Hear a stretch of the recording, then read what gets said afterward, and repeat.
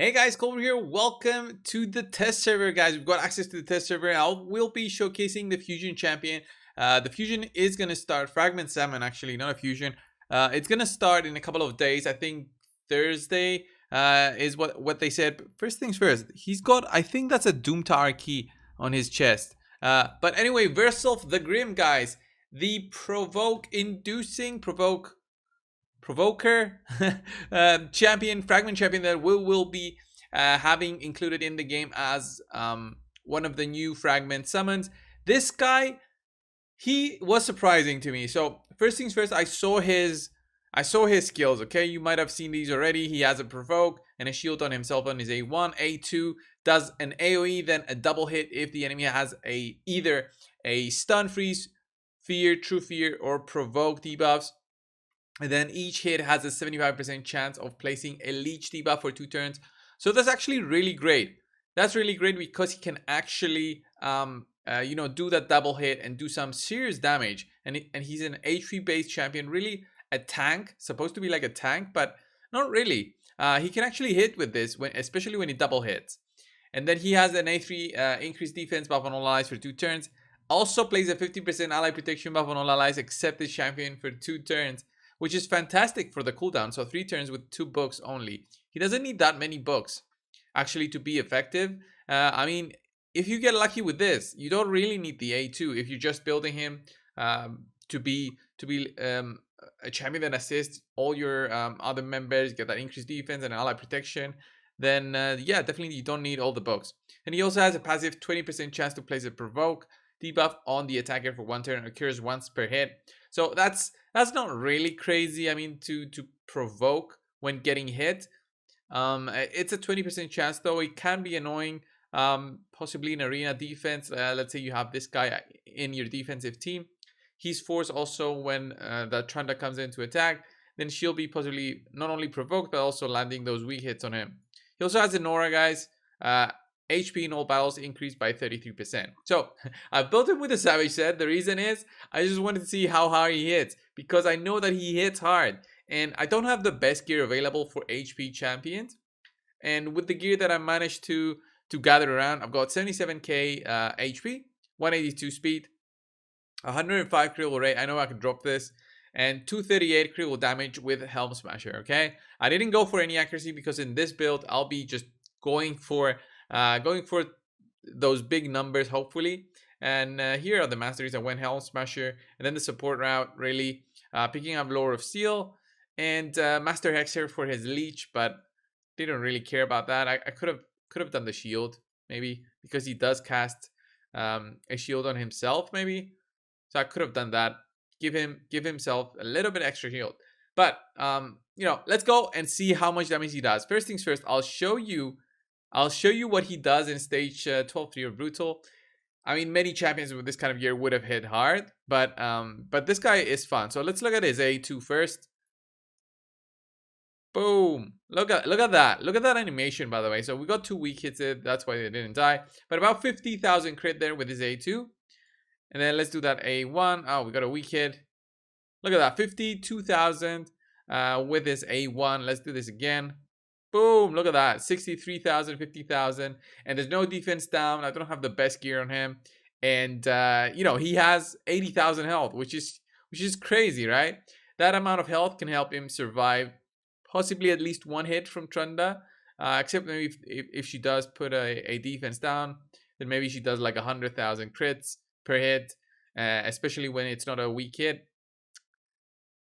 Yeah, but he's strong affinity, so he should survive at least 1 hit. But then if it's a double hit, it's gonna have an issue. So, before we go into the arena, I haven't really found a team that can work with him. I'm just gonna show you what he can actually do in terms of damage with his AoE with this team right here. Let's go, and you'll be surprised also, like how much damage he can do. So here, the idea is to get that double hit going. Okay. The way that I'll get that double hit is with a provoke from Krisk, okay? So let's apply poisons on ourselves. Let's get the Krisk provoke going. Boop, look at that. And then this is going to be a double hitting attack. So going first, boom, 70,000, 111,000, and then the next one, another 110,000 or so. I don't know how that apothecary survived, but yeah, definitely solid A2 there for such a tanky champion. Really solid damage coming out of his A2, and I know this is like a crazy setup. So let's say we go again. Do we have everything? No. We just have the poison now, defense down, weaken. We don't have a provoke, so he's probably just gonna be doing his A1. 100k there with his A1, which is insane, right? With just poisons and defense down, weaken. Nothing else. He's in the leader slot, so he's getting a little bit extra health. So I'm guessing that's a bit of cheating, right? Let's do our A1s here again. Apothecary 110,000 with the A1. What? How did he do so much? Anyway, we've got a poisons going on ourselves right now. Defense down weaken on everybody. And oh, I shouldn't have cleansed. Bad mistake there. Anyway, I'll still do some damage. Boom, 95,000. No provoke there. That's why he didn't do a double hit. So definitely saying. So now on the boss, how much is he gonna hit on the boss? I'll probably need the defense down weaken at least for me to do anything. That's good. Don't have anything here. We can't apply a provoke on the boss or anything. So his damage from his A2 is gonna be whatever he was always doing. So 86,000 there, which is pretty insane with just a savage set, 100% crit of course, and helm smasher. So he's definitely not gonna be built this way. Okay, guys. You're not going to be building him with the Savage set. You're probably going to be building him with another set, depending on what you want to do with him. But this is just a showcase on that he can actually hit. So this team that I'm going against, it might be tough because of the Valkyrie there on defense. She might be causing some issues with the termometers that we have. But let's see, increase cooldowns at least. There we go. Okay, except for Sifi. That's fine. It's fine. Look at this. Ooh, no defense down there on Kaima. So now we're going to do like a single attack. Unfortunately, I don't have a champion that can do something here. Maybe like if I use an Astralon here. But then again, if you use an Astralon, might as well take him with damage master. He's there. So let's see what we can do here. 40,000. That was not as high as I expected. So I guess he's fun for dungeons, but not really for arena. You can't expect this to be your sole damage dealer. But as a tanky champion that can also provoke, then maybe with some accuracy. So if I increase his accuracy to about 400 and still keep his high HP stats, he doesn't need the savage. He can still do some punishment, you know, to everybody that's attacking him. A frost set would work perfectly here. The frost set is because you provoke them, they attack you back, and basically you freeze them. It's gonna work great. So let's see. Boom. Oh, what's happening here? Let me just steal these. There we go. So against this team, I'm going to be using Gergo and Lysandra. So Lysandra helps me get the turn here going and locking them down with Gergo because he's actually very slow. He's like 180. So let's speed boost everybody. And then we'll get the freeze going. Look at that. Beautiful freeze. Let's get a double hit here. So the freeze actually helps the enemies receive less damage. But we're going to be getting a double hit from this one. So boom. Okay, we get them down, almost everybody. Nothing too crazy though, even with the savage set. It's just because the freeze actually helps them survive a little bit. No defense down, and boom boom, just take them out. Okay, not that bad as a damage dealer, but not really going to be used as a nuker for the arena.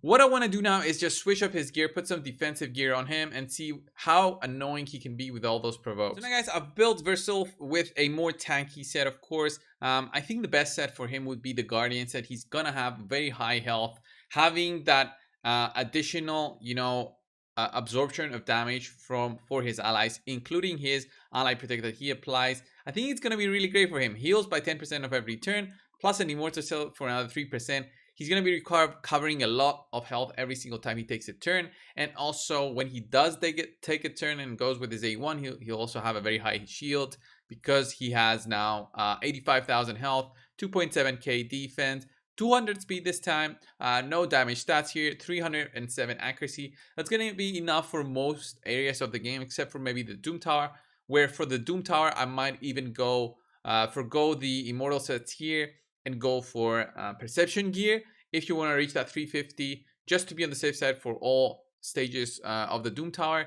But then again, my gear here is really bad for the Guardian set. I definitely have better gear from other sets that would give him a little bit of extra accuracy. So I'd rather get the Guardian set bonus than not get it and stay there with 300 accuracy. So for masteries, I'm trying it out with the Bulwark.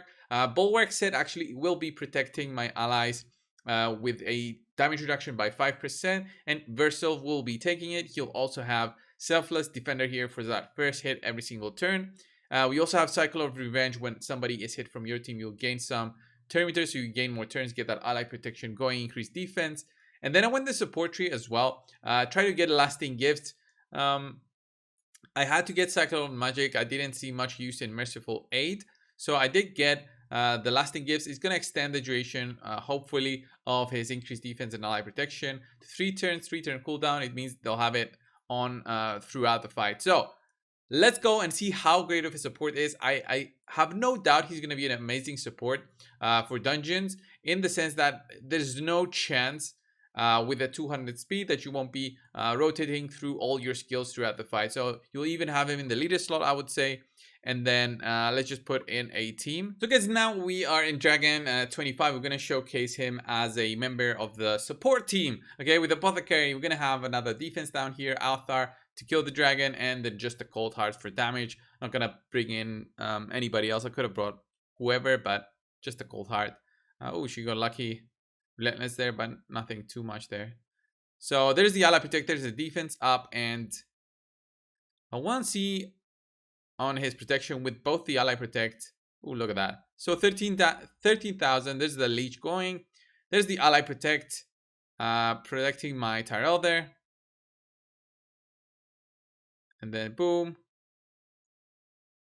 Boom. He's actually going down now because of all that Ally Protect, but that's what we want, guys. We want him to be taking the damage, not everybody else taking it 100%, okay? And with Apothecary there, as the healer, he can top up Versulf when he goes down in health.